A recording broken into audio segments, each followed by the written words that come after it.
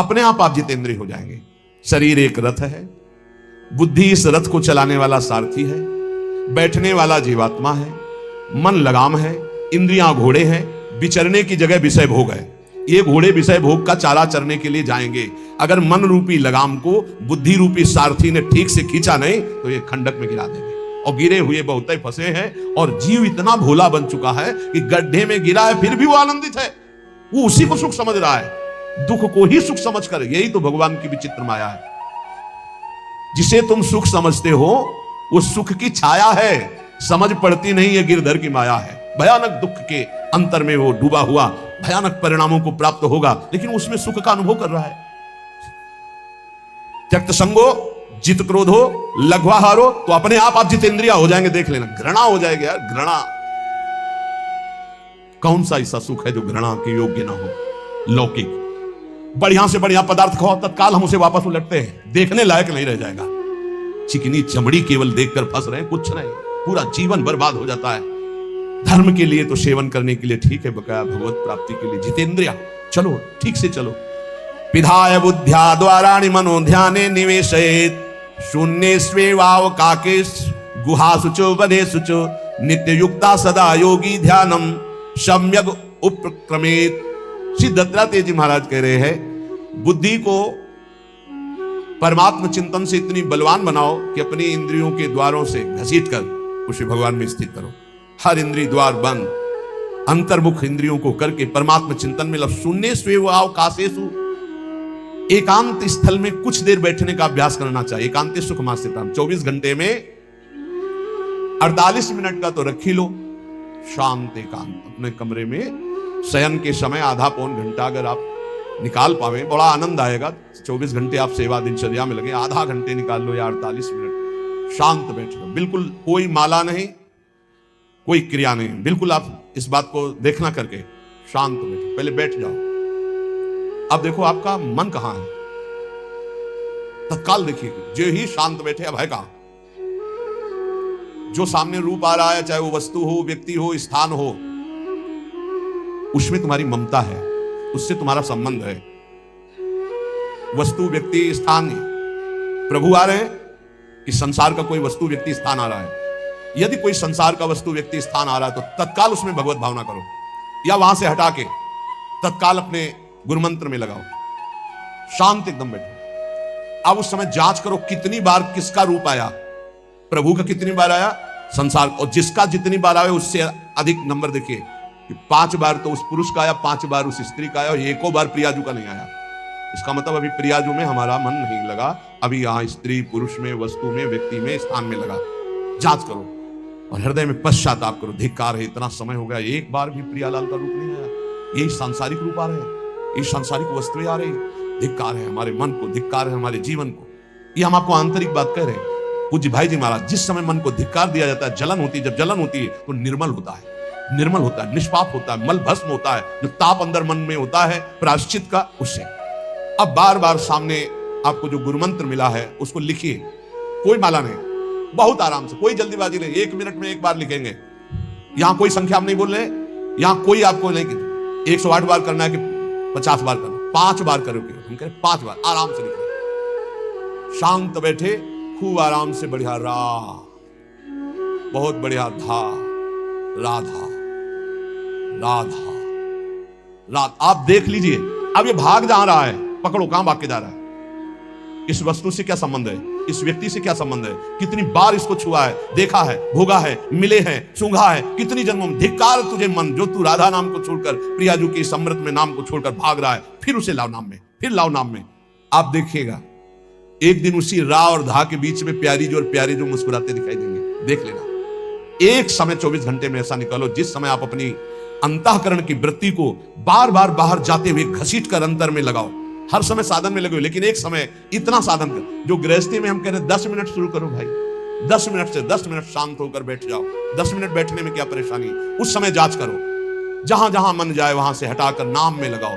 बार बार सुंदर स्वर्णिम अक्षरों से नाम लिख रहे हैं, रंग बिरंगे अक्षरों से, रा और रंग से, बड़ी आ की मात्रा और रंग से, धा और रंग से, बड़ी आ की मात्रा और रंग से, ऊपर कैसे खेलो, मन को खिलाओ, राधा नाम में खिलाओ, डुबाओ इसमें। आप देख लेना, हमारी बात को समझ लो केवल।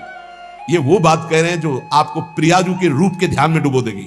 यही राधा नाम रूप प्रकाशित करेगा। तेरो रूप कहे तो नहीं आवे, श्री हरिवंश का छुक जस गावे, वो रूप ये प्रकाशित कर देगा। तो कह रहे शून्य स्वेवाव काशेषु, एकांत स्थल में जहां आपको विक्षेप न पड़े। ऐसी वृत्ति के समय अगर आपको कोई शोरगुल सुनाई दे रहा हो, आपका अभ्यास दृढ़ नहीं, तो एक रुई को ऐसे कपड़े में करके, महीन कपड़े में दो बना लो, ऐसे लगा लो, कान में लगा लो, आवाजें नहीं जाएगी। अब ध्यान करो, देखो साधन की प्रणाली। और जब अपने साधन की बात होती है ना, तो आप हजारों अलग अलग आवाज करो तो हमें बस इतना समझ में आएगा कि चिड़िया चहचहा रहे हैं, आवाजें निकल रही, हमारे लक्ष्य में कोई अंतर नहीं पड़ने वाला। और अगर डूबना हो गया तो आवाज भी खत्म, श्रवणेंद्रिय होते हुए भी शोरगुल नहीं सुनाई देगा। पर प्रारंभिक दशा में ऐसा चाहिए। अगर आपको बार बार विक्षेप हो रहा हो, विक्षेप तो इतना कि घड़ी का टक टक भी बर्दाश्त नहीं होता, मन है ध्यान में बैठे ना, वो पहली बार खिड़की खुला है, खिड़की खुला है, खिड़की, अब उठो पहले खिड़की बंद करके आओ। ये इसको बैठते ही देख लो कि कोई ऐसा प्रश्न तो नहीं कर रहा कि हम कोई बात हो, उसको निपटा दो पहले। हम सबसे पहला काम करते थे, अगर राधा वल्लभ जी के दर्शन करने जाने हो, हमें इत्र खरीदना, तो सबसे पहला काम हम इत्र खरीदेंगे। क्यों? ये दर्शन नहीं करने देंगे, इत्र खरीदना है। बार बार कहेगा इत्र हमें दर्शन में नहीं डूबने देगा, तो पहले हम वो काम सब कर लेते थे जो राधा वल्लभ जी के दर्शन के बाद करते। अब दर्शन में तो केवल दर्शन। ऐसे ही जब हम ये जो 20 मिनट 30 मिनट 40 मिनट समय की बात करें, इसमें जब आपको समय देना हो तो कृपया मन के लिए कोई काम मत छोड़ना, वो बिल्कुल फुर्सत वाला। इसलिए हम कह रहे हैं सोने जाने के समय कि अब हम शयन करने जा रहे हैं, उस समय आप समय दीजिए। और अगर ये पहले ही बार में कह दे कि अमुक अमुक अमुक, तो तुरंत सुधार दीजिए, नहीं पूरे ध्यान में वही चलाएगा। वो बहुत बहुत ही विघ्नकारी रहता है जब तक निर्मल नहीं हो जाता। और जिस समय नाम पकड़ने लगता है, ऐसा आनंद आता है कि केवल रोने का मन करता है। आप इसको करिएगा जरूर, एकांत स्थल पे करिएगा। और जब ये करने बिन करे तो कान में श्रवण होता रहता है शोरगुल। तो ये हमने किया है प्रारंभ में, रुई में ऐसे, और एक महीन कपड़ा का बना के ऊपर कपड़ा से और ऐसे खूब ठास के भर ले, अब आवाज चली जाएगी, अब अंदर राधा राधा राधा, आनंद आएगा। ये प्रारंभिक है, आगे चल के इनकी जरूरत नहीं पड़ती अंतर्मुख होने पर। तो एकांत स्थल में जब इस तरह से साधना की जाती है तो उपासक का चित्त भगवदाकार होने लगता है। कह रहे हैं वही सच्चा सन्यासी है। वाग्दंडः कर्मदंडश्च मनोदंडश्च ते त्रयः, यस्यैते नियता दंडाः स दंडी महायतिः। श्री दत्तात्रेय जी महाराज कह रहे हैं वाग्दंड, जिसने वाणी को, वाग्दंड मौन में स्थित कर दिया। वाग्दंड यही प्रपंच की वार्ता नहीं बोलनी, भगवद वार्ता केवल बोलनी। वाणी को दंडित करो। ये बहुत चटर चटर प्रपंच की बातें करती, नाम जपने में इसको थकान लगती है, प्रपंच की बातें करने में नहीं। इसलिए इसको मौन के द्वारा वाणी को शासन में रखो, या तो भगवत चर्चा या मौन। दूसरा कर्मदंड, जो सन्यासी होता है वो निष्कर्म अवस्था की तरफ बढ़ता है। प्रापंचिक कर्मों को करते हुए भगवान नाम स्मरण करके यदि कर्म समर्पण कर दिया जाए तो वही गति प्राप्त होती है। ये तो सर्वाणी कर्माणि मयि सन्न्यस्य मत्पराः, प्रापंचिक कर्म है, व्यापार नौकरी आदि नाना प्रकार के। लेकिन इन कर्मों को भगवत स्मरण करते हुए किया जाए, भगवत समर्पित कर दिया तो वही गति प्राप्त होती है जो निष्कर्म अवस्था को प्राप्त सन्यासी की होती है। 3 दंड होते हैं, वाग्दंड, और एक होता है कर्मदंड, शरीर को निश्चेष्ट रखना, निष्क्रिय रखना, और मनोदंड, मन को निसंकल्पित रखना, कोई संकल्प न बनना। इसी संन्यास भाव को प्राप्त महापुरुष की अवधूत स्थिति तक पहुंचने का यह रास्ता है। वाग्दंड, कर्मदंड, मनोदंड, वाणी को मौन के द्वारा, शरीर को निश्चेष्टता के द्वारा निष्कर्म स्थिति के लिए, और मन को निसंकल्पता के द्वारा, कोई संकल्प ना बनावे, ऐसा का ऐसा, ऐसा नहीं, जैसा प्रभु जब चाहे जैसा, हमारा कोई संकल्प विकल्प नहीं। वाणी से भगवत चर्चा, शरीर से भागवतिक कर्म, नहीं तो संसारिक विरत बहुकर्मा, निरत निरंतर सज्जन धर्मा। अब एक परम धर्म की बात का वर्णन कर रहे हैं। गृहस्थ धर्म में जैसे है, या जिनके पास बहुत अर्थव्यवस्था है, उनको चाहिए कि गौ सेवा से बहुत जल्दी शरीर पवित्र होता है, हृदय भी पवित्र होता है, और गोविंद भी प्रसन्न होते हैं। यदि गावः प्रदक्षिणेर कार्या वंदनीया ही नित्यशः, मंगलायतनम दिव्याः सृष्टास्पेताः स्वयंभुवा। यदि गाय घर में पाली जाए या गौशाला खोली जाए और गौओं की सेवा की जाए, जिनके पास अर्थ है, भाव है, भगवान स्वयं श्री कृष्णचंद्र जी ने गौ सेवा स्वीकार की, गौ में चराई। गौओं की परिक्रमा करने से, जैसे आप प्रभु की बिहारी जी के मंदिर की 4 परिक्रमा करें तो जो फल आपको मिलेगा, वही गाय की 4 परिक्रमा कर ले तो आपको प्राप्त हो जाएगा। गौ की प्रदक्षिणा से, गावः प्रदक्षिणी कार्या वंदनीया ही नित्यशः, जो रोज गाय को प्रणाम करता है और गाय की प्रदक्षिणा करता है तो भगवत प्रदक्षिणा का उसे फल प्राप्त होता है। जहां गौएं विराजमान होती हैं वो बड़ा पवित्र दिव्य तीर्थ स्थल माना जाता है। गौएं जहां विराजमान रहती, गौशाला में भजन करे तो कई गुना बढ़कर के प्राप्त होता है। स्वयं ब्रह्मा जी ने गौओं को दिव्य गुणों से विभूषित बनाया है। अप्यागाराणि विप्राणाम देवतायतनानि च यद गोमयेन शुद्ध्यंतिम किम ब्रूमो हृदिकम ततः। गाय के गोबर से जहां लेपा जाता है वहां जिस देवता का आवाहन करोगे वही देवता आकर विराजमान हो जाएगा। अपवित्र भूमि में भी यदि गाय के गोबर का लेप कर दिया जाए तो परम पवित्र मानी जाती है। गाय बहुत पवित्र, जहां वो बैठती है, जहां वो मूत्र त्याग करती, गोबर त्याग करती, वो स्थान तीर्थ तुल्य पवित्र माना जाता है। भगवान जब गाय के पीछे पीछे चलते तो गोरज उड़कर उनके मस्तक पर विराजमान होती, उनके मुखार बिंदु पर विराजमान होती। बाल गोविंद के अनिष्टों को दूर करने के लिए गाय के पूंछ को उनके ऊपर ऐसे झाड़ा देते थे मैया। जब गुरुमंत्र वैदिक सिद्धांत से दिया गया था पहली बार तो पंचगव्य पिलाया गया था।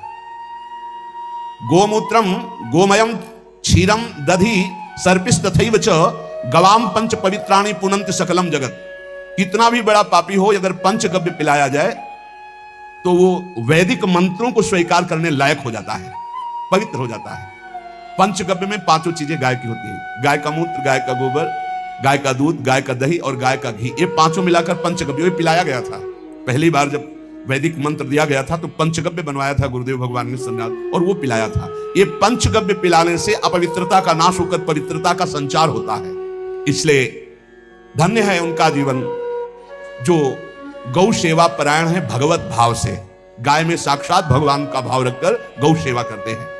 त्रिषिता गौर गृहे बद्धा गेहे कन्या रजस्वला देव शास्त्र सन्निर्माल्य हंति पुण्यम पुराकृतम। यदि घर में गाय बंधी है और भूखी है और प्यासी है तो तुम्हारे सारे पुण्य नष्ट हो जाएंगे। अगर घर में रजस्वला कन्या बहुत काल तक है और उसका विवाह आप नहीं कर रहे हैं तो आपके सारे सुकृत नष्ट हो जाएंगे। यदि घर में ठाकुर जी विराजमान है, कर का पहनाया हुआ माला सुबह तुमने देख लिया तो तुम्हारे सारे पुण्य नष्ट हो जाएंगे, क्योंकि शयन कराते समय तुमने उतारा नहीं, अर्थात तुम सेवा में प्रमाद करते हो।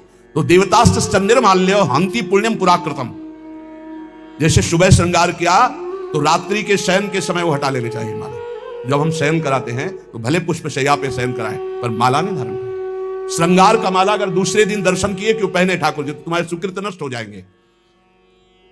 गाय बंदी हो घर में, वो प्यासी है और भूखी है, तुम्हारे सुकृत नष्ट हो जाएंगे। त्रिषिता गौर गृहे बद्धा, क्योंकि तुम्हारे पास है, सेवा करना चाहिए। यो वै गाम प्रतिसिद्धेन तो चरंतिम च स्वतरणम नरहा तस्य पूर्वे च पितरः कंपन्ते पतनोन्मुखा। यदि गाय हरी हरी घास चर रही कहीं और तुमने डंडा ऊपर प्रहार किया, लाठी मारी, तो तुम्हारे पितर खोपड़ी के बल नरक जाने के लिए तैयार हो गए। ये लिखा है चरंतिम स्वम तरणम नरहा तो तस्य पूर्वे च पितरः कंपन्ते पतनोन्मुखा। इसीलिए क्या भारत से कहीं किसी की तुलना हो सकती है? जहां गौ को माता की पदवी दी गई, जहां गौ को हम आराध्य देव के रूप में मानते हैं, आराधना करते हैं। गौ रक्षा, गौ सेवा, ये बहुत बड़ा इसमें छुपा हुआ है। स्वयं भगवान अवतरित होकर गौ रक्षा, जब गाय के रूप में पृथ्वी रमाती तो भगवान का अवतार हुआ। बड़ा विचित्र समय आता चला जा रहा है कि अब आधुनिक यंत्रों की ऐसी सेवाएं हो गई बड़ी बड़ी कि अब ना बैल की जरूरत है और ऐसे दूध की महंगाई बन गई कि अब देसी गाय 2 लीटर 3 लीटर 4 लीटर और ऐसी ऐसी कि 20-20 25-25 लीटर दे तो कौन देसी गाय को। गौओं का सेवा का भावना शास्त्र आज्ञा करता है कि जो प्रतिदिन अग्रग्रासे परोभावा कर्तव्यो भक्ति तोन्वहम अकृत्वा स्वयं आहारम पूर्वम नापनोति दुर्गतिम। जे ही तुम्हारे गृहस्थ में घरों में पहले होता था, अब तो भगवान जाने, जे भी पहली रोटी तवा में गई तो वो निकाल करके पक्की रखी जाती थी गौ ग्रास के लिए, पहला रसोई में। तो इसमें लिखा प्रतिदिन स्वभोजनम, पहले स्वयं भोजन न करके गाय के लिए ग्रास निकालना चाहिए। तो जिनके पास अर्थव्यवस्था जो गृहस्थ धर्म में है या जिनके पास अर्थ है, कुछ रोज 1 रुपया निकालो। हम कह रहे रोज निकालो तो महीने में 30 रुपया होते, 30 रुपया में एक गाय को हरी घास तो एक टाइम पवा ही सकते हो ना, बहुत नहीं है तो 1-1 रुपया निकाल के अगर एक गाय को चारा दोगे तो एक बार का भोजन तो हो ही सकता है। 30 रुपया में हरी घास जाकर के उसके दवा एक बार तो पवा दोगे ना। अग्रग्रासे परोभावा कर्तव्य भक्ति तो हम भक्ति पूर्वक गाय को एक ग्रास भोजन में 1 रोटी तो निकालना चाहिए गाय के लिए, ऐसा शास्त्र आज्ञा कहता है। जो ऐसा करता है तो अकृत्वा स्वयमाहारम कुर्वन् आपनोति दुर्गतिम, अपने आहार से एक रोटी निकालकर गाय को देता है और स्वयं 3 रोटी भले पाले, 1 रोटी गाय को दे दी, तो बोले उसकी दुर्गति नहीं होगी, अर्थात उसके अंदर भाव बढ़ता चला जाएगा वो भगवान की भक्ति में। और तेनाग्नयो हुता सम्यक पितरश्चापि तर्पिताः देवास पूजितास तेन यो ददाति गवान्हिकम, जो प्रतिदिन गौग्रास निकालता है, अर्पित करता है, तो उसको अग्निहोत्र करने का फल मिलता है, उसके पितरों को तृप्ति मिलती है और समस्त देवताओं के पूजन का फल मिल जाता है जो गौग्रास निकालता है। यो वै ताड्यते यष्ट्याधेनुम मर्त्यो विमूढ़धि, जो मूर्ख मनुष्य, जैसे अब गाय दूध नहीं दे रही, मार डंडे डंडे मार रहे हैं, इंजेक्शन लगा रहे हैं, ऐसे वैसे कर रहे हैं, उसको ताड़ना दे रहे हैं, तो बोले जो मूढ़ बुद्धि मूर्ख मनुष्य, यो वै ताड्यते यष्ट्याधेनुम मर्त्यो विमूढ़धि, वो गाय को लाठी से मारता है, डंडे से मारता है, हाथों से मारता है, तो धर्मराजस्य नगरे सा याति कर वर्जिता। धर्मराज जी पहले अपने नरक में ले जा करके उसके कहते थोड़े थोड़े तिल तिल करके पहले इसके हाथ काटो, मरना है नहीं वहां, अब आराम आराम से थोड़े थोड़े पहले हाथ वर्जिता है, इन्हीं हाथों से गाय को मारा था ना, वैसे जो थोड़ा थोड़ा काटा जाता है उसके हाथ, कर वर्जिता हा, उसके दोनों हाथ काट करके थोड़े थोड़े। यो वै दंसान वार्यति तस्य पूर्वे कृतार्थ काहा नत्यंत सवादिस्मास तरिष्यति भाग्यवान, जो गौ के शरीर को स्नान कराता है, गौ के शरीर को कीट आदि से मच्छर आदि से रक्षा करता है और खूब अच्छा अच्छा पदार्थ गौ, केवल दूध के लोभ से नहीं, ये हम गौ सेवा की बात कर रहे हैं, ये कि नहीं वहां 10 लीटर दूध देती तो हाथ फेराओ, जब दूध नहीं देती है तो चारा भी ठीक से नहीं दे रहे, और उसके ये स्वार्थी हो, गौ सेवा का बात नहीं, वो दूध का लोभी केवल व्यापार की बात करता है। गौ सेवा का तात्पर्य है गौ सेवा, केवल खूब बछड़े को पिला दिया प्रसाद रूप से, जो दूध मिला उसका अपने सेवन की वो बात तो अलग है। अब बछड़े को तो जरा सा केवल पिलाने के लिए कर दिया और खूब सारा दूध लीटर में नाप करके जा रहा है, और उस समय तक तो खवाओ पियाओगे ही खूब अच्छे से, उसके बाद जब दूध देना बंद किया तो उसका आदर सत्कार खत्म, खोल के बाहर ऐसे वो प्लास्टिक खाते घूम रही है, तो ये गौ सेवा नहीं मानी जाएगी, वो स्वार्थ पूर्ति मानी जाएगी। जो सदैव गौ सेवा करता है, उसके डांस मच्छर हटाता है, स्नान कराता है, पीठ में हाथ फेरता है, उसके पूर्वज जो पितर होते हैं वो नाच पड़ते हैं, उनका मंगल होना शुरू हो जाता है कि हमारे वंश में गौ सेवक पैदा हुआ, बड़ा भाग्यवान है और वो गौ के द्वारा हमें तार देगा, ऐसा भाव। गौ सेवा हमारे सनातन धर्म में बहुत बड़ा स्थान गौ सेवा का है। पर एक बात ध्यान रखें, इन सब सेवा का फल है भगवान के चिंतन में निरंतर वृत्ति डूब जाए, हमारी एक एक वृत्ति एक एक क्षण भगवान के चिंतन में डूब जाए। अगर नहीं तो हम आपको उत्तर दे रहे हैं, कल प्रश्न हुआ था कि क्या गौ सेवा के बिना मुक्ति मिल सकती है? क्या महाराज नृग जैसा कोई गौ सेवक हुआ है दानी? भागवत में पढ़ लेना, करोड़ करोड़ गायों को, करोड़ों गौशालाएं थी, एक को नहीं, इसलिए कह रहे हैं करोड़ों शब्द कि आप उसको कोई ज्यादा ना समझें। पृथ्वी के कोई भूमि के कण गिन सकता है, बारिश की बूंदे गिन सकता है, लेकिन महाराज नृग की गौएं जितनी दान की गई वो गिनी नहीं जा सकती थी, ऐसा वर्णन आता है। अरबों अर्बुद गौओं की सब स्वर्ण से अभिषिक्त करके ब्राह्मणों को दान करना, इतने बड़े गौ सेवक, इतने बड़े